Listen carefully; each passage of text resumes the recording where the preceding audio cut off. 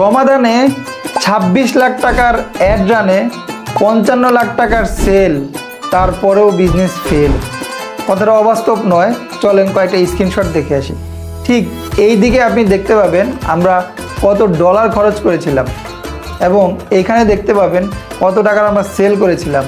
ঠিক পিছনে আপনি দেখতে পাবেন আমরা কতগুলো কন্টেন্ট বানিয়েছিলাম। এই যে এত কিছু করার পরেও আমাদের বিজনেসে ফেল, এই বিষয়টা আমি আজকে আপনাদেরকে জানাবো যে ঠিক কোন কোন ভুলগুলোর কারণে আপনার সেলসও ডাউন হতে পারে এবং এই ক্ষেত্রে করণীয় কি, এই বিষয়গুলো আমরা জানব।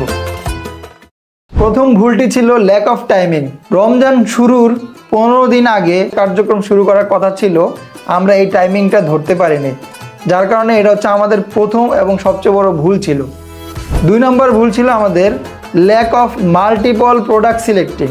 ঠিক ওই সময়ে আমরা একই সাথে অনেকগুলো প্রোডাক্ট সিলেক্ট করেছিলাম। দেখেন, আপনি যদি রমজানকে কেন্দ্র করে চিন্তা করেন এবং পরবর্তীতে ঈদ, এই সময়ে যদি আপনি অনেকগুলো প্রোডাক্ট নিয়ে কাজ করেন, আপনি খুব ভালো করতে পারবেন না।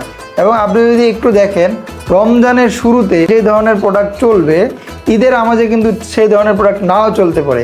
অ্যাজ ইট ইজ সেম, যেমন ধরেন আপনি এমন একটা প্রোডাক্ট সেল করতেছেন যেটা হয়তো বা একবার নিলে তার পুরো মাস চলে যাবে, তাহলে সে কিন্তু দ্বিতীয়বার আবার কিনবে না। ব্যাপারটা হচ্ছে এরকম।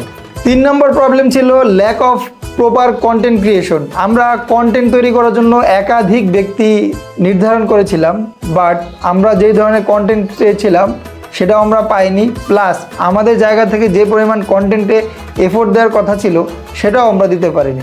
এই 3টা বিষয় মূলত আমাদের অনেক বেশি গ্যাপ ছিল, যার কারণে এত লাখ টাকার সেল করেও আমাদের বিজনেস ফেল হয়েছে।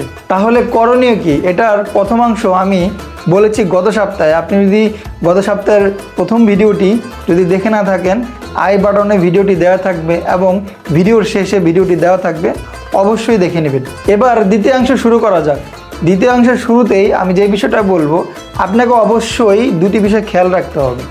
এক হচ্ছে বিজনেসের যে গোল্ডেন সময়, অর্থাৎ রমাদান এবং ঈদ, এই সময়ের এন্ট্রি পয়েন্টটা কি, এই জিনিসটা আপনাকে বুঝতে হবে। 2 নাম্বার হচ্ছে বিহেভিয়ারটা কি। আপনি যদি খেয়াল করেন, রমাদান মাসে বিহেভিয়ার 2 ধরনের চেঞ্জ হয়। এক হচ্ছে পারচেজ বিহেভিয়ার। এই সময়ে যারা বিগত দিনে অনলাইনের মাধ্যমে কেনাকাটা না করে, তারাও এই সময় অনলাইনের মাধ্যমে কেনাকাটা করে থাকে। এবং আমি যদি দেখি যে অন্যান্য সময় আমরা যেভাবে সোশ্যাল মিডিয়া ব্যবহার করে থাকি, রমজানে কিন্তু এটা পুরোপুরি চেঞ্জ হয়ে যায়। যেহেতু রমাজানে রান্না করার কোনো ঝামেলা থাকে না, দুপুরবেলা দেখা যায় যে গৃহিণী যারা থাকে বা শিক্ষার্থী যারা থাকে বা যারা বাসা কেন্দ্রিক হোমওয়ার্ক করে, হোম অফিস করে, এই ধরনের ব্যক্তিরা সোশ্যাল মিডিয়া কিন্তু সবচেয়ে বেশি ব্যবহার করে সকাল 9টা থেকে দুপুর 1টা পর্যন্ত এবং জোহরের পর আসর পর্যন্ত, আসরের পর মাগরিব পর্যন্ত যে সময়টা, এই সময় আপনি খেয়াল করবেন যে সোশ্যাল মিডিয়ার ব্যবহারটা আস্তে আস্তে কমতে থাকে। এবং যারা জব হোল্ডার অথবা সারাদিন যারা কর্মব্যস্ত সময় থাকে, এদের সোশ্যাল মিডিয়ার ব্যবহারটা কিন্তু আপনি দেখবেন ইফতারের পর থেকে তারাবির আগ পর্যন্ত এবং তারাবির পর থেকে রাত অবধি। এবং আরেকটা বিষয় যেটা আপনি খেয়াল করে থাকবেন, সেটা হলো রাত 12টার পর থেকে একেবারে সেহরির আগ পর্যন্ত এই সময় সোশ্যাল মিডিয়ার ইউজেসটা অনেক বেড়ে যায়। কারণ হচ্ছে রমজানে অনেকেই রাত জাগে, অনেকেই সিদ্ধান্ত নেয় যে সেহরি করার পরে একবারে ঘুমাবে। তো এই যে ইউজেস এর যে ডিফারেন্সিয়েশন, এই জিনিসটা আপনাকে বুঝতে হবে। আমি যদি আবার ক্লিয়ার করি, রমাদানের এই যে গোল্ডেন বিজনেস টাইম, এখানে এন্ট্রি পয়েন্ট আপনাকে বুঝতে হবে। 2 নম্বর হচ্ছে আপনার বিহেভিয়ারটা বুঝতে হবে। তো আপনি 2টি বিষয় জানলেন, এখন আপনাকে কন্টেন্ট ক্রিয়েশনের দিকে মুভ করতে হবে। আপনি যদি খেয়াল করে থাকেন, পৃথিবীতে যতগুলো ব্র্যান্ড আছে তার অধিকাংশ ব্র্যান্ডই শুরু করে মূলত রমজানটা অ্যাওয়ারনেস কন্টেন্ট দিয়ে। তাহলে আপনাকে কি করতে হবে? অ্যাওয়ারনেস কন্টেন্টের দিকেই ফোকাস দিতে হবে। যেহেতু রমজান এখনও শুরু হয় নাই, এখনও যথেষ্ট পরিমাণ সময় আছে, তো আপনি এইদিকে ফোকাস দিতে পারেন। তো এখন চলেন আমরা বাংলাদেশের একটি ব্র্যান্ডের সাথে কিভাবে তারা অ্যাওয়ারনেস কন্টেন্টটা ইমোশনের সাথে কানেক্ট করেছে, এই বিষয়টা দেখে আসি। ইফতার কখনো একা করেছি বলে মনে পড়ে না, শুধু মনে পড়ে একটা সময় পরিবারের সবাই মিলে ইফতারের আয়োজন করতাম।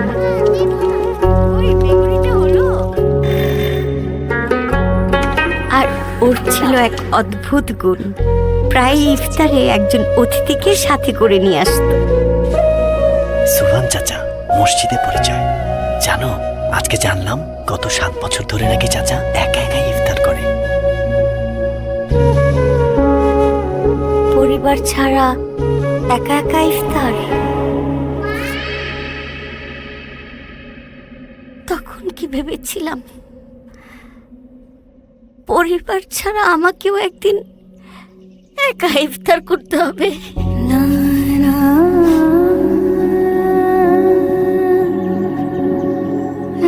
কে কইছে আপনি একা? আমরা আছি না? তোমরাই তো আমার সব। কিন্তু খালা, আজকে আমাদের ইফতারও হয়ে বসে এরকম।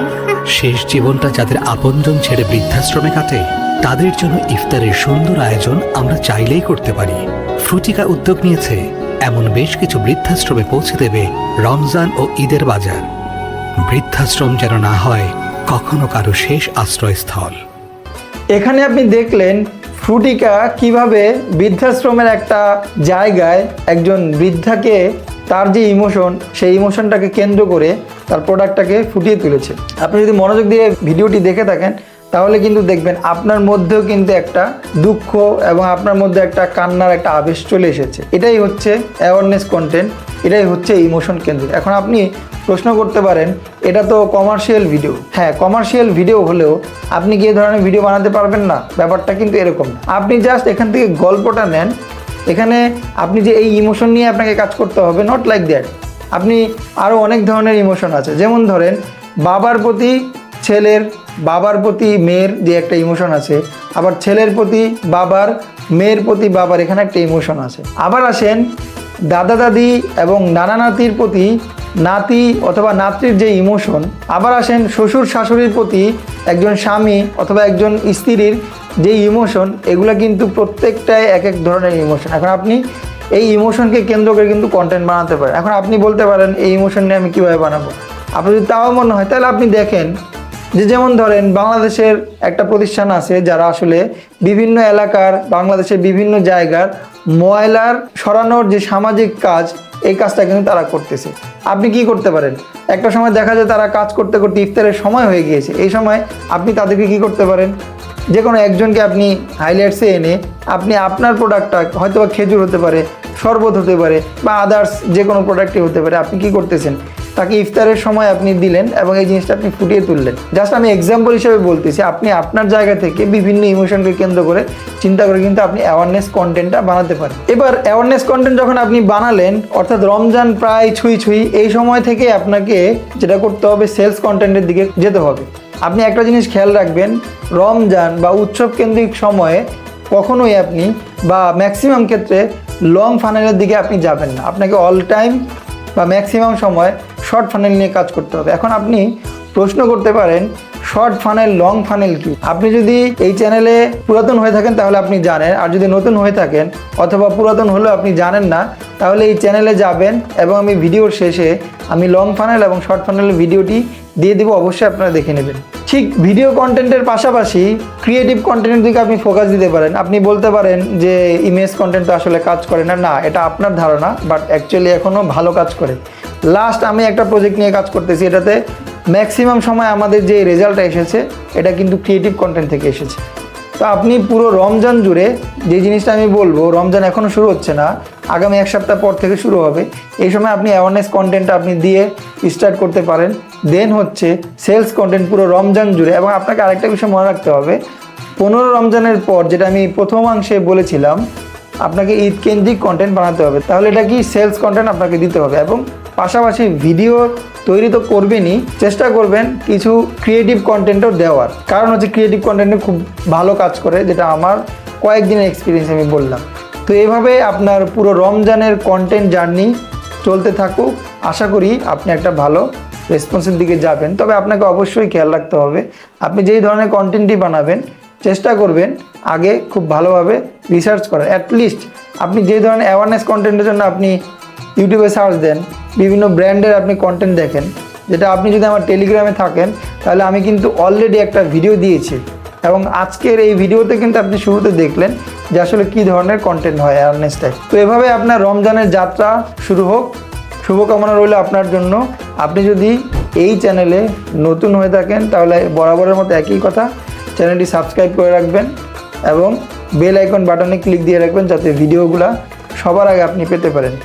আরেকটি বিষয়, আপনি যদি আমার টেলিগ্রাম চ্যানেলে না থেকে থাকেন তাহলে আপনি অনেক বড় ভুল করছেন, কারণ আমি সপ্তাহে শুধুমাত্র ভিডিও দেই একদিন ইউটিউবে, আর টেলিগ্রামে আমি কিন্তু পুরো সপ্তাহ জুড়ে অ্যাক্টিভ।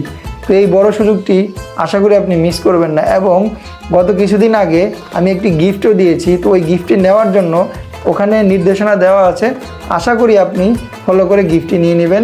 এই গিফটটিতে পুরো রমজান জুড়ে আপনি কি কি ধরনের কন্টেন্ট তৈরি করতে পারেন পুরো গাইডলাইন ওখানে পয়েন্ট আকারে দেওয়া আছে। আগামী শুক্রবার আবারও দেখা হচ্ছে নতুন কন্টেন্ট নিয়ে রমজান কেন্দ্রিক।